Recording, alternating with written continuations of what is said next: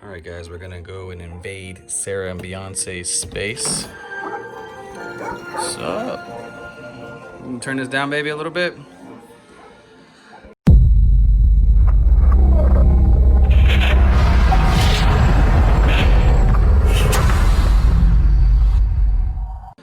So, ladies and gentlemen, this is Beyonce. This is one of our amazing girls. She is preggo, to say the least. For those of you at home watching this video for the first time, we're gonna do a giveaway. Sarah has some amazing merch over here, we call it. Is that what you call it? Bandanas. So if you can tell us what day, what time, how many puppies, males, females, if you can tell us those answers on this girl, we are going to give away pretty much that whole entire rack. So you just gotta get close. What day is she gonna have these puppies? Are they gonna be males or females? And yeah, that's just part of the giveaway. So this video is here to educate you all on a whelping room. And this is what we have here, ladies and gentlemen, is Sarah's whelping room. There's a lot of cool little things in here designed to make life easy for us breeders. This couch is a pull-out couch. You need one. If you can't use a pull-out couch, get a twin-size bed. But whenever a litter of puppies are dropping, you will know real fast that making yourself comfortable at nighttime is super important. So Sarah has herself now a little pull-out bed because she sleeps with these dogs for the first 2 weeks that they're born. And then we have the cage that goes around it. Because we have a lot of different dogs in this house, sometimes the other dogs will get out and they'll come in, snooping and being nosy. And we want to make sure that when these puppies are in there with Beyonce, none of the other dogs are going to be able to mess with Beyonce because she's not going to have that. So we put this kennel up. It's, let you guys see it. It fits, it's a retriever. It fits the 4x4 Dura Whelps. Most whelping pens are 4x4. This is 4.5 by 4.5, so it's pretty much perfect. It's got plenty of space for you to put your heat lamps on it. It's all connected, easy to move and transport. It's just pretty much the perfect gate for a whelping pen. We have a couple laundry baskets. These laundry baskets are really important because sometimes the mom needs a break from the nipples, and so we'll put the puppies inside that laundry basket, and then we can kind of position the heat lamp right over top of the laundry basket so that the puppies can stay warm and the mom can get herself a break. Sarah has a, what is that, Sarah? A weight station. She has a little weight station that she can weigh the puppies when they come out and keep them up to date. Hold on, I think she has some clipboards over here. Yep. So it's ready. She has these clipboards. Let me look. So she has these clipboards. Kind of keeps a tally on the puppies. Weight, make sure that they're progressing. There's no sicknesses or anything like that. So that's pretty cool. And then some more information over here, which I don't know. I know this right here is probably the most important thing. People are always asking us, you know, what's the temperature supposed to be? What we would do is we'd take this guy and we'd just drop it in there. And pretty much where that's at right now is where the puppies are gonna be. And we want that to be around 87 degrees.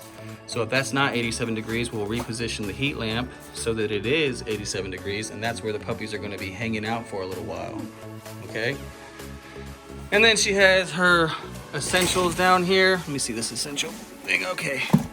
So this is our little essentials, I guess you call it. We have a lactated ringer. This is super important. If you can get a vet to hook you up, this is super important. A lot of times people will think that their puppy is just a runt or underdeveloped and not gonna drink or eat. The truth is that a lot of times they come out, they're dehydrated and they just need a little pump. And so we'll take a couple cc's of this at room temperature and we'll give them a little subcutaneous fluid, and about a couple minutes later, maybe 30 minutes later, they'll be back to normal and ready to suck and eat again. And then she has some, so this is NutriCal gel. A lot of times, like again, the puppy's hypoglycemic and they're very, very like newborn, not wanting to suck or have the suckle reflex. We'll put a little dab of that on their gum line with a little bit of the fluids, and then a few minutes later, they'll come back and they'll start sucking again. And it's very important that you have this on hand and ready to go. And then we have some gas X in here. For those of you that don't know about bloated puppies, I'll tell you a little bit about the bloated puppies. Don't change your mom's food. So whatever you're feeding her before she whelps that puppy, make sure that you're feeding her that same thing when those puppies are born. So don't change anything. You'll read online a lot of stuff about giving some goat's milk and some cottage cheese and all these cool little things to help the mama dog out. Don't do that for the first 2 weeks. Nothing out of the normal. If you're going to do that, the goat's milk, you can do it before the puppies are born. That way her milk turns one time and it's while the puppies are in her. And then when they're born and they start to suck off the nipple, the milk stays consistent for the next 2 or 3 weeks while their digestive systems are processing, all right, or getting developed. Once you decide to add stuff like cheese and treats and extra foods that she wasn't normally eating into the diet, you'll run into some issues with the milk changing, and that's when you'll get bloat and you'll need some gas X, and you'll need to go watch our video about how to relieve a bloated puppy. It's not fun. And I'm breathing hard, guys, because I had neck surgery.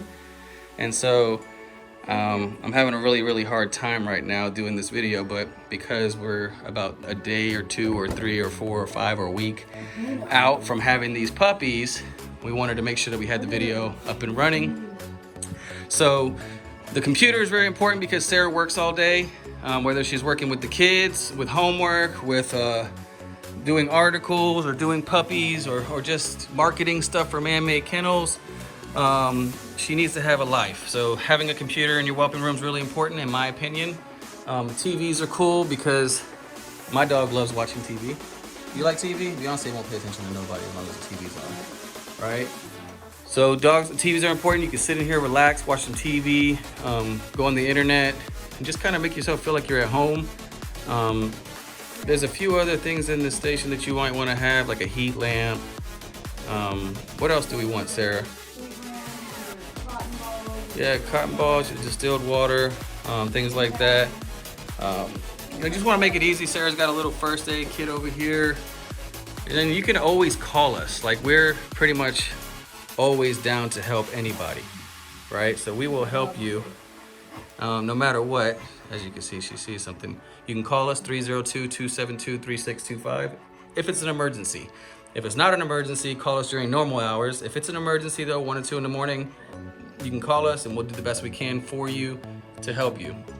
Again, if you're watching this video and you wanted to learn, you can go to our educational videos on YouTube. If you learned something from us on these videos, we really would appreciate it if you hit the subscribe button on our YouTube channel. Also, like we said in the beginning, we are doing a giveaway. So for anybody that wants to earn something, some free swag or merch, or the young generation calls it merch, you can do that. All you gotta do is just let us know what time, what day Beyonce's gonna have these puppies, and then how many puppies is she gonna have? I mean, she's pretty big. She's pretty big. She's just laid out. Look at her. She's a big girl. I think she weighed in at 142, which is a very big girl pregnant. That's not her normal weight. So tomorrow morning we'll be going to get some more x-rays done and see what we're looking like. And super excited, but if you guys want to win some free stuff, you know what to do. For all of you that subscribe to our YouTube channel and to our Facebook, we really appreciate you. We love you very much. For all you breeders out there that learn something new, if you have some cool little tips and tricks that we can add to this, please leave them in the description area. We are always down to learn.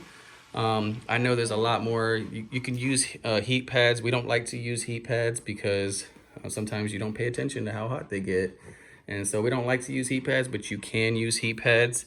If you have puppies that are not eating or drinking, and you, like I said earlier, a lot of times, guys, they're just dehydrated. So make sure that you keep something available to hydrate the puppy. You will need a syringe and a needle. You can get that at the Tractor Supply or feed store. Just act like you're buying puppy shots, and you can turn around and take the needle and syringe out and keep it on hand so that whenever you need to hydrate them, you got one available. And what else do we have, baby? We have everything. Oh, no, this is Sarah's canine. She's shipping out stuff. So we actually are shipping out some semen right now. There's also a video on our YouTube to teach you how to do that. That right there is a little light. So when we do our little blogs or vlogs, whatever you want to call it, we can sit down and it's easy to use.